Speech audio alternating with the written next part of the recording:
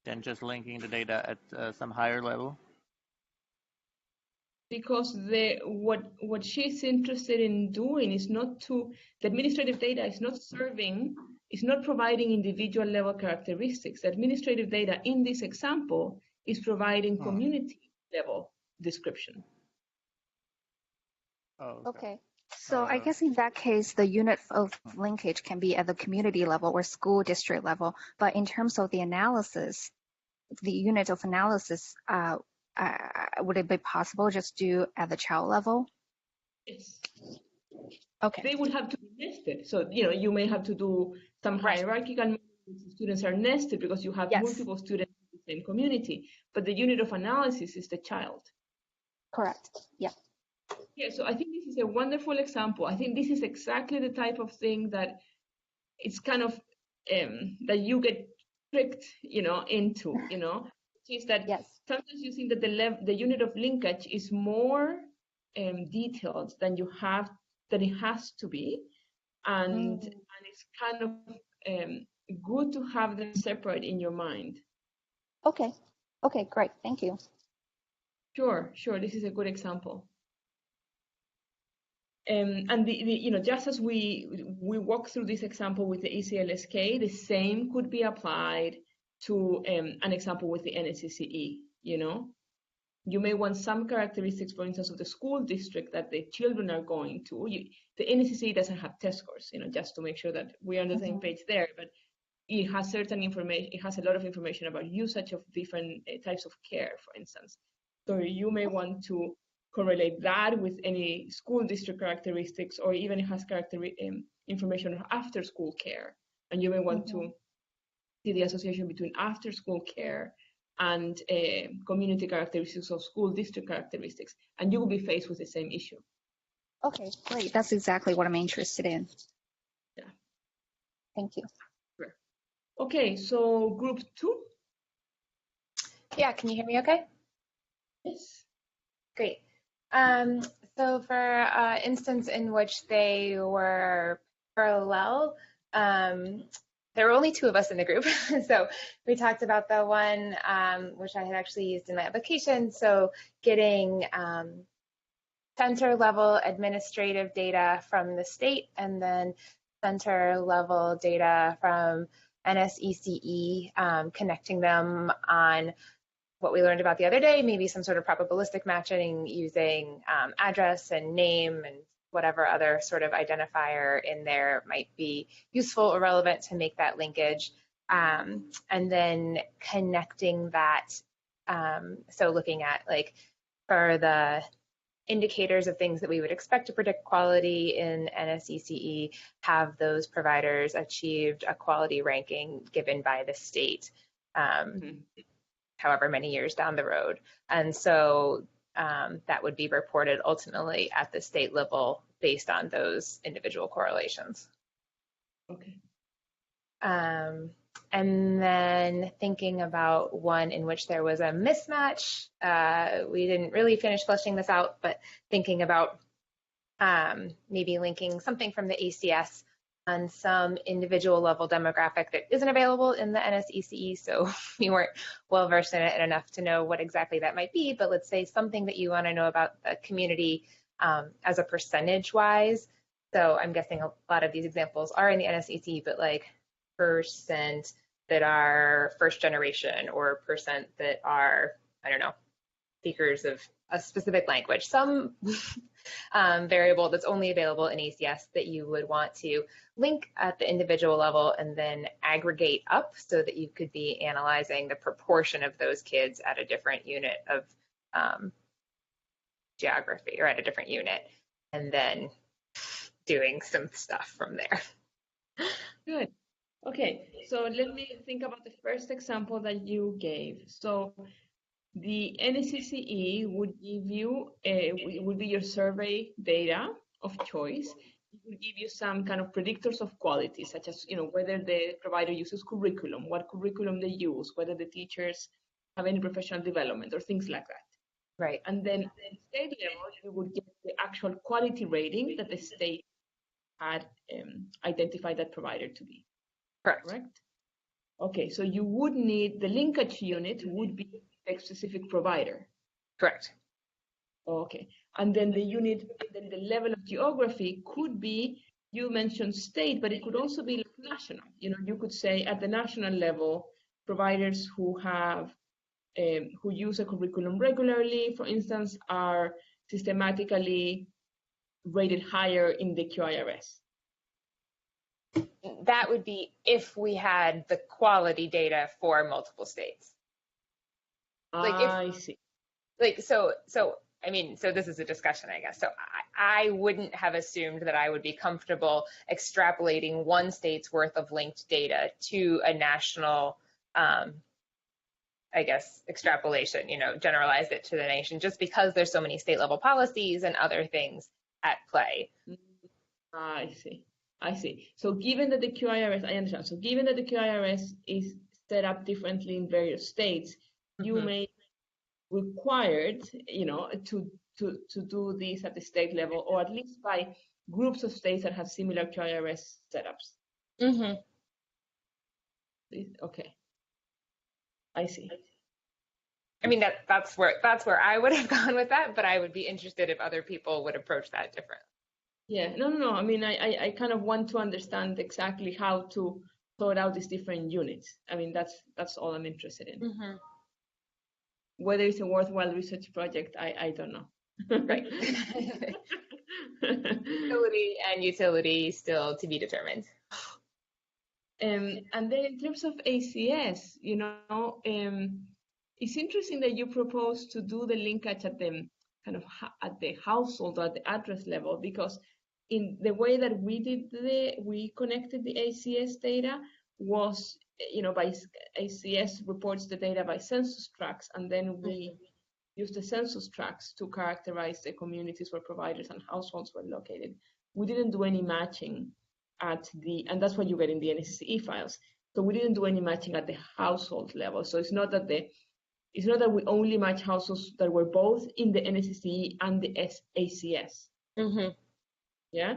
So yeah, and I think that that is probably a better way to do it. Again, this was super poorly thought out at the very tail end of our brief conversation. Yeah. Okay, great. Well, very good examples. Any comments or questions? I actually have a question. And on one of the earlier slides, I sort of assumed that you would talk about it later in the lecture, but on that unit of geography that was the, I forget the exact terminology you used, the sort of center-based cluster or the Video cluster. Yeah. Are you going to talk more about linking there, the provider cluster linking there, and what sort of tips and tactics one takes to do linkages at that level? I can describe that briefly, because I don't know whether Rupa will cover it tomorrow. So you remember that map that Rupa showed at the beginning, where you have like a little star where the households are located, and then there is a 2-mile radius around them, and then all the census tracts attach that 2-mile radius. So that's the picture that you should have in mind as I talk. So it is possible in the NSCE to request provider cluster IDs, and therefore be able to match provider data with household data. So the idea is that you would characterize the supply of ECE available to households. So you would, for instance, based on center-based data or based on home-based provider data, you could calculate things like what is the percentage of center-based providers that are located near specific households that provide infant care, or what is the number of providers in that area, or the percentage of providers in that area close to that household that have a non-standard hours offer for their services, or teachers of specific characteristics, or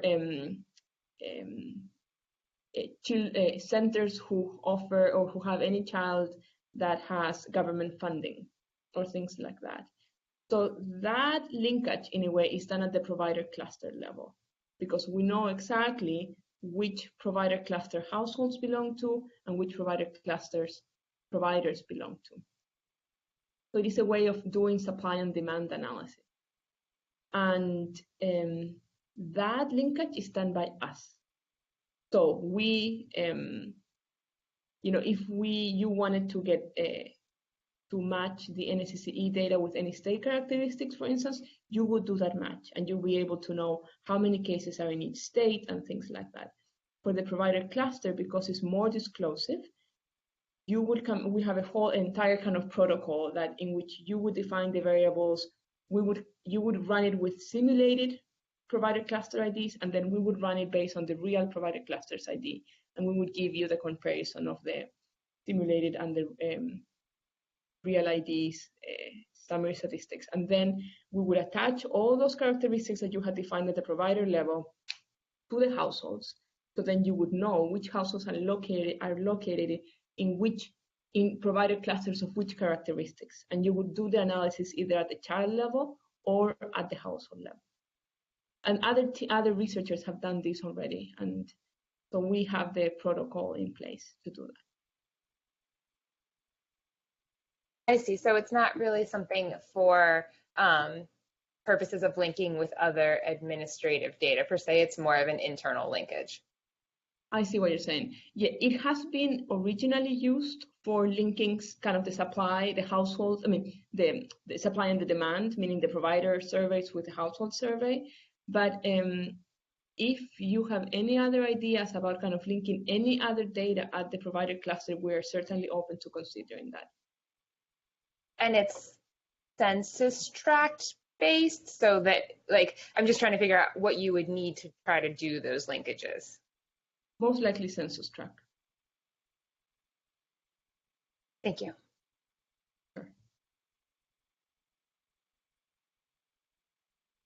Okay, so let's talk about measurement.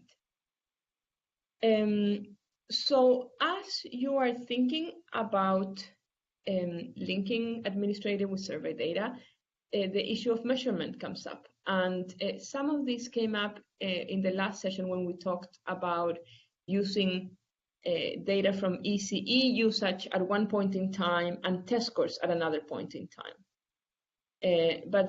So that was an issue of kind of the timing of the measurement. But there are other issues related to measurement that is worth discussing. So the first one is, how is your construct defined?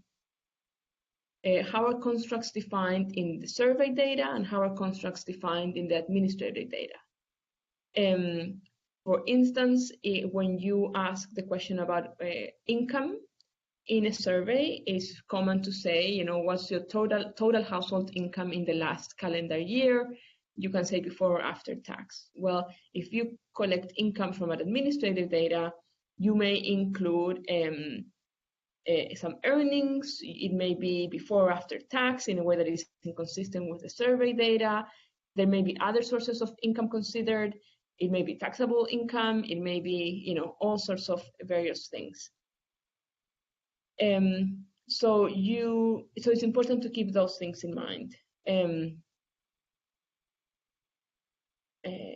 And for instance, the issue of quality that group 2 was raising is kind of a similar thing. How is quality assessed in the NSCCE? How is it measured? What construct does it refer to? And what does the QIRS rating refer to? The timing is another issue. So is the timing consistent across data sources? So is timing equivalence relevant for your research question? So let's imagine that you want to, that the QIRS data that you had was for 2013.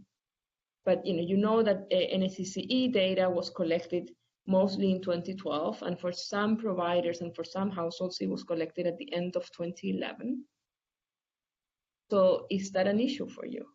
Is the fact that the QIRS data is not exactly the year of the survey a concern? In what ways can it affect your analysis?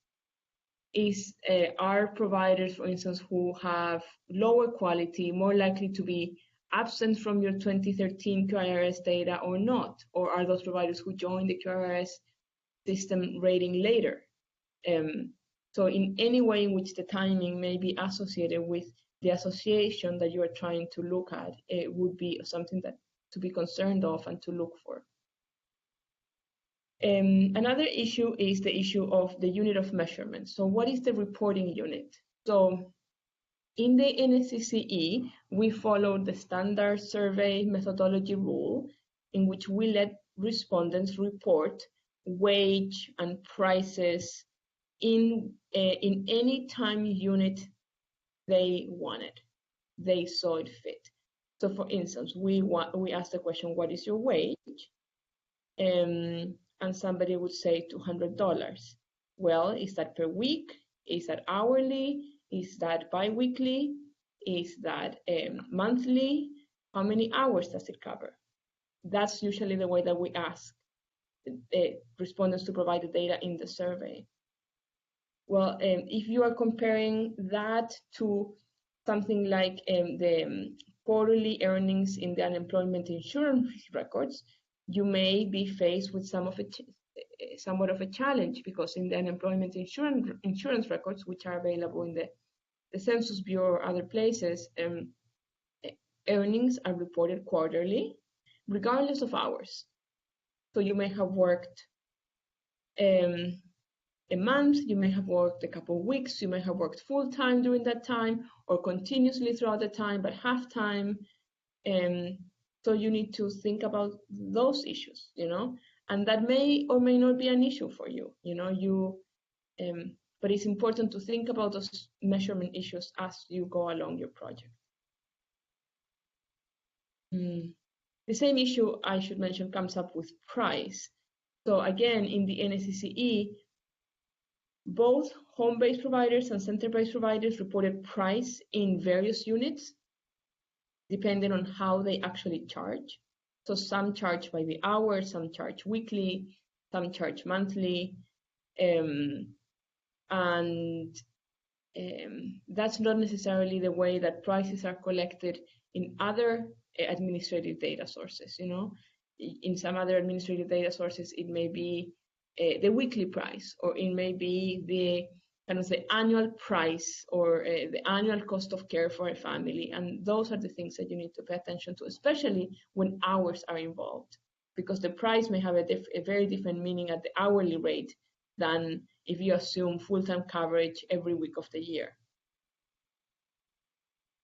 The fourth issue is item missingness. So the question here is, what is the meaning of a missing value? So in the NSCCE, or in most, I would say almost all survey data files, the code book and the documentation allows you to distinguish a valid skip from a don't know, from a refusal. And in the NSCCE, for instance, the code books have all sorts of various reserve codes, such as -1 for don't know, -4 for not eligible to answer the question, and so on and so forth. In the administrative data, if you have a missing value, it may mean that the case was the unit wasn't matched between the survey and the administrative data file, or that it was a match, but the administrative data, that unit, let's say an individual or a household, did not receive any benefits during that time period. So I think the meaning of a missing value may be very different in the survey and the administrative data, and therefore in your linkage is something that you need to consider. The other issue is the reporting incentives. So are there different incentives for survey respondents and agencies or individuals reporting information in administrative data sets? And income is a good example here, because in administrative data sources, in some cases, for instance, in subsidy receipt, in administrative data that deals with subsidy receipt, is common to suspect that income is underreported because of the incentives to report a lower income if you want to receive a subsidy. However, in the survey data, respondents may not have that incentive, or respondents may vary in how they underreport or overreport their income, depending on who they think they may be collecting the data, what the data will be used for, their different economic levels. So again, this may be an issue if you want to, especially if you want to kind of compare the same construct across various data sources. And the other issue is the issue of variation. So is there variation different within survey data and within administrative data? So for instance, in the case of wage that I was referring to, in the NSCCE, there will be a lot of variation in how folks report the data, and there may be or may not be variation in terms of the actual value of a wage across states or across regions of the country or across urbanicity or things like that. And do you have that same level of variation in the administrative data, or is your administrative data only for low-income individuals, for instance, or only for the providers with the highest quality? So is the level of variation different in kind of within each data source? And then the other issue is whether is there important variation within the unit of linkage that the linkage may be ignoring. So what I mean to say here is that whatever your unit of linkage is, and this is, I think, related to the issue that Neil was referring to earlier. So imagine that you're linking the data at the state level, okay? And there is a lot of variation within a state. If you link the data at the state level, then you cannot conduct the analysis below the state level. Yeah, you can only conduct the analysis at the state or higher. So is there any variation within the state that you may be ignoring? And the answer may be no. For instance, you are talking about a regulation that was consistently applied to all providers in the state. So if you are talking about a regulation that was for all providers on January 1st of 2012, a new rule or a new set of guidelines got implemented, then variation within the state may be irrelevant in terms of the administrative data, in terms of what that regulation is about. You may discover that the implementation of the regulation was set up differently within the state. You may the level of collaboration or participation of providers may be different, but in terms of the regulation itself, it should have affected all providers equally. So linkage at the state level seems totally appropriate. However, let's say that you have some information about the rate of poverty in the state. And it happens that the rate of poverty within the state varies a lot between urban areas and rural areas, or between the coastal areas and the mountain areas. Then linking the data at the state level may not necessarily be appropriate for your analysis, especially if poverty is kind of a key variable of interest to you. So in that case, you would be assuming, because you're doing the linkage at the state level, you would be assuming that there is not substantive variation of interest to you within the state if you were to do the linkage at the state level. Okay, so that's kind of the issue that I want to provide. And I want to emphasize that the answer is not that linkage at the most detailed unit is always the best option. It's not that linkage at the individual level, at the address levels, is always the best response. But I think you need to think about whether the level of variation within your unit of linkage is consequential or not for your analysis. Okay, so I want us to move to exercise 2. Are there any questions about the measurement? Okay. So for exercise 2, I would like to pick one of the 2 examples that you discussed in the first exercise. I don't have a preference, so you can pick whatever you want, and define your analytic sample and any subgroups that are relevant for your analysis. So For instance, in the example of subsidy receipt in Illinois that I gave you earlier, your analytic sample will be households in Illinois who are receiving subsidy and who are not receiving subsidy. The subgroups that are relevant for your analysis would probably be those who are eligible for subsidies versus those who are not eligible for subsidies, or those who reported subsidy receipt in the survey data, those who didn't report it in the survey data,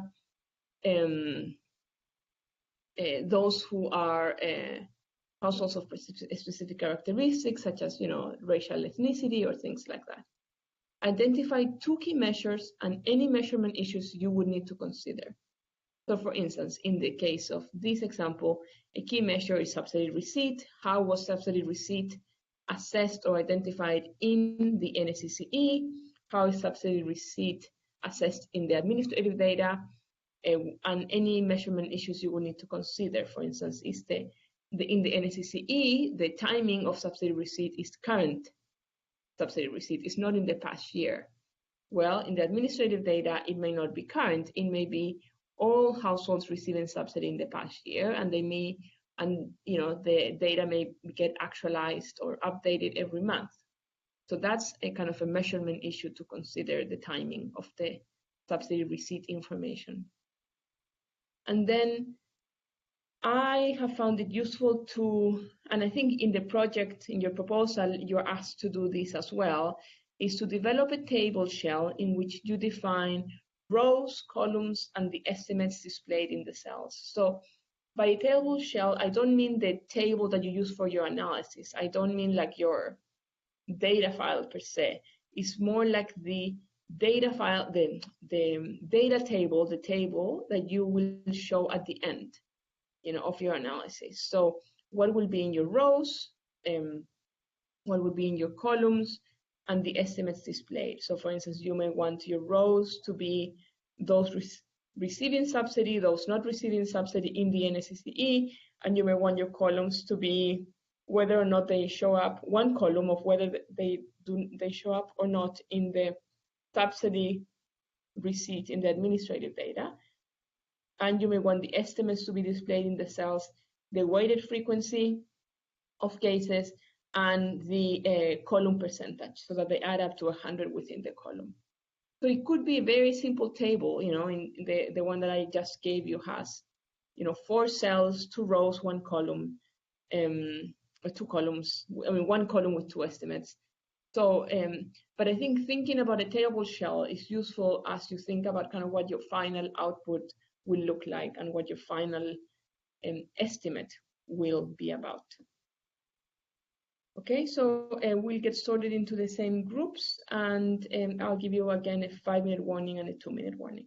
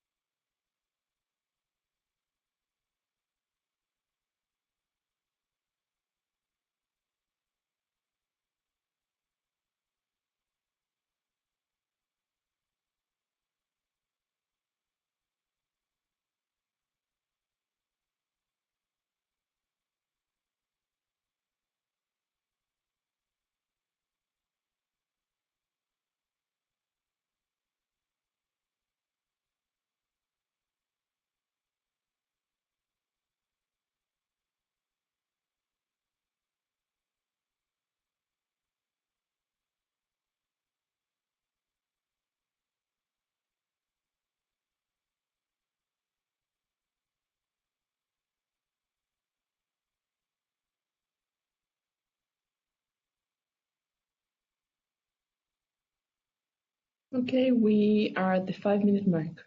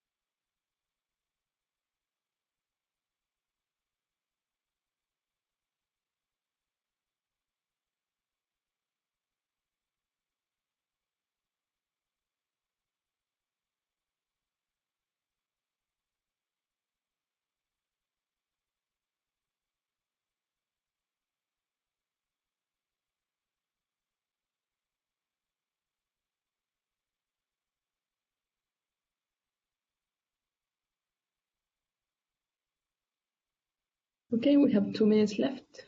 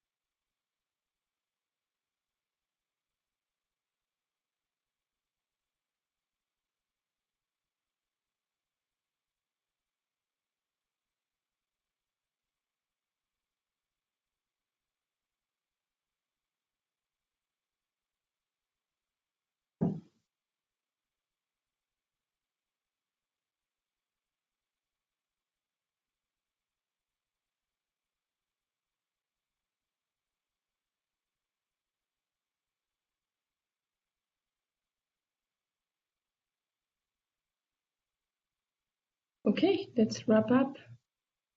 So I will ask group 2 to go first. Okay. We used, well, our group is very small, but I took the first exercise that we used, thinking about high quality for preschool providers, or providers, I guess I should say. And so the defined analytic sample and subgroups might be center-based versus home care subgroups. And identifying two key measures that we might want to look at is quality and hours attended. So issues with quality might be timing. So if we're using like a state rating of quality, they might not have the same timing. So if it's every 2 or 3 years, then you might have some old data in the actual rating of the center, opposed to for a center or house, opposed to somebody else who might be up for a new rating. And then thinking about hours, those units might be different for home and center based. So thinking about even what they might consider a full day, some might consider that 6.5 hours, another might consider that 9 hours. So thinking about what they actually mean by the hours that they attend. And we didn't quite get to the table. Yeah, and for the hours, you mean kind of operation? I'm sorry, what? You mean the hours of operation? The hours of operation? The hours yes, yeah, operation. Yeah, and those issues are particularly worrisome. They are related to the outcome of interest. Right. So yes, just imagine that. Let's imagine that, just for the sake of the example, centers that are lower quality are open less hours, fewer hours. Right. Centers. Then you would have a relationship between kind of how hours are defined and your outcome.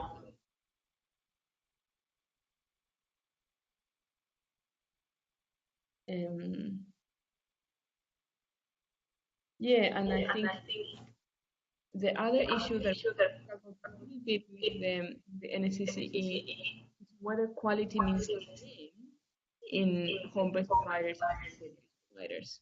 Yeah.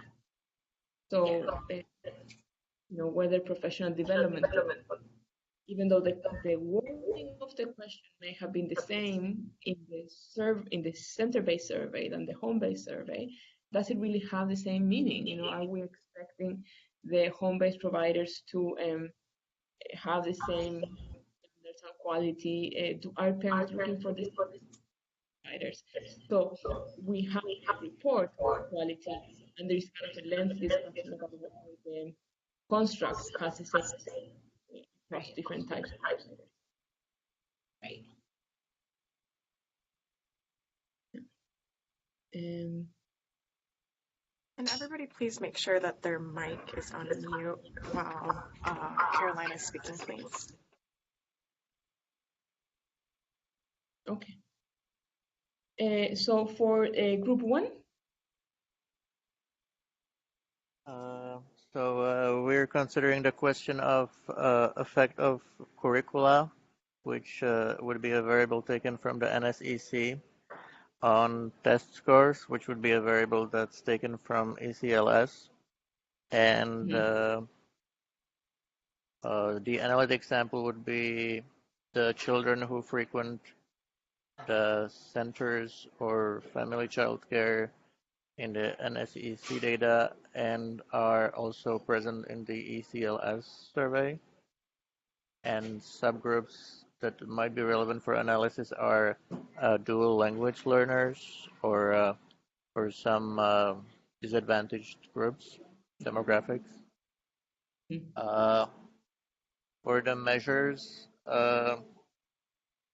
we're interested in some of the socioeconomic characteristics, and maybe it's not obvious which measure to use for that.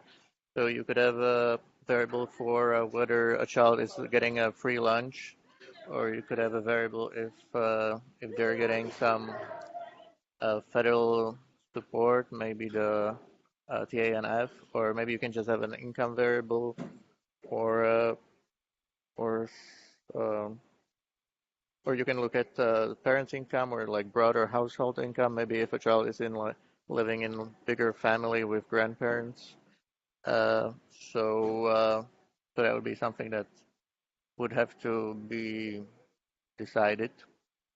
I'm not sure. We didn't spend much time trying to figure out how we would resolve this. And then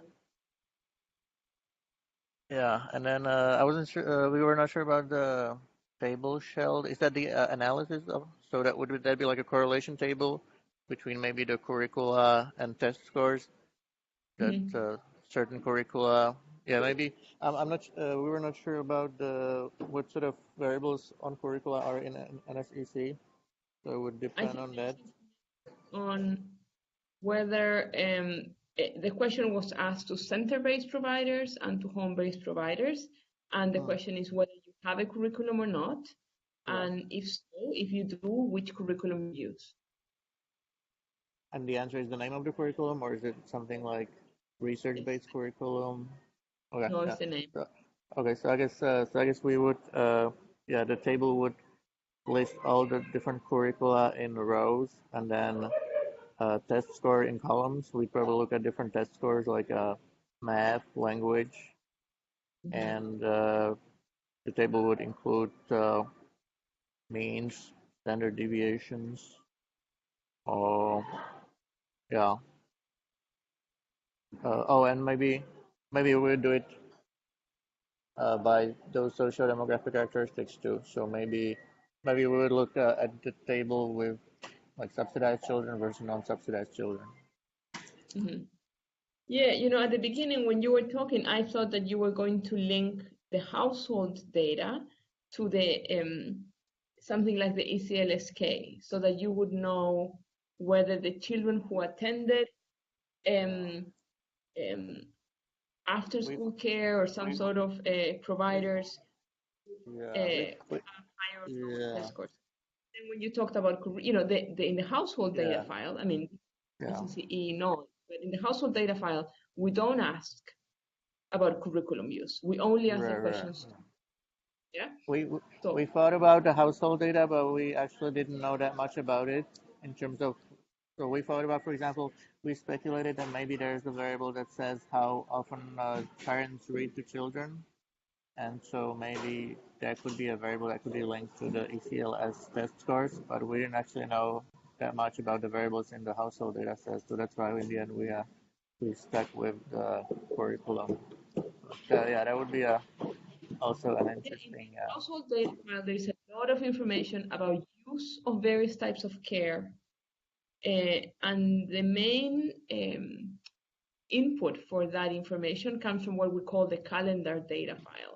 So the calendar records everything that the kids and the parents did last week, 7 days a week, 15-minute intervals. It's kind of like a time use. And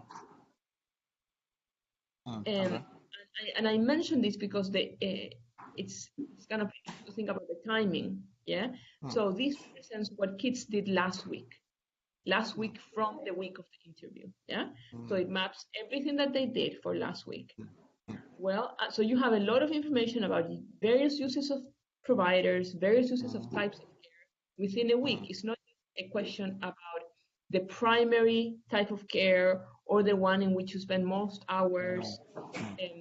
It's all of them, for every kid in the household. So it's very rich. And yet at the same time, it's last week. You don't know whether kind of the extent to which that week is replicable throughout the entire year for that child, or whether they have been attending the same providers for how many years before. You have information about whether they're individuals or whether they paid for them, whether they knew them before, they started providing care, you have a lot of information about the providers, don't get me wrong, but you don't necessarily have a lot of information on timing beyond that 1 week period. So if you want to make any inferences about that week and test scores 5 years down the road, or or even current test scores, you would have to think that carefully. And I'm not saying you will want that project, but it's kind of something to think about in terms of the measurement issue. Okay. Thank you. Any other comments or questions before we wrap up? Okay.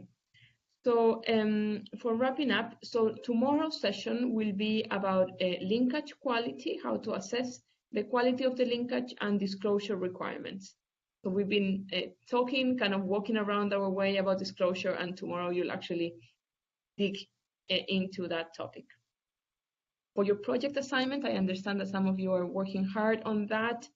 I kind of prepared today's session so that it would match tightly with what you are doing for your project. So my hope is that for your project, you can figure out what is your linkage strategy. For example, what are the linkage variables you're using? What is the unit of linkage? And what is the unit of analysis? And as we have talked today, they may or may not be the same. Develop a table shell, which is, what we had talked here, and what is your final product? What is your table 1 of your project? What is your description of the sample? So your key analysis, including definition of measures, subgroups, and other characteristics. What are the estimates that you are expecting to produce and at what level? And then in terms of measurement, you may want to describe any measurement issues that may limit or complicate your analysis, including time discrepancies and differences in how constructs are measured in your survey and your linkage files. Amber, do you have any concluding questions or comments or announcements? Yes. Thank you, everyone, for your participation in session 4. And thank you to Carolina for walking us through working with linked data, units of linkage, units of analysis, and measurement differences. There is a link in Canvas for the evaluation for today's session. Please take that survey. The sign up for this week's virtual office hours is already up. If you go to the Canvas homepage and click on workshop information, click the tab office hours, and there's a link to the sign up sheet. Thanks, everyone. Thank you very much.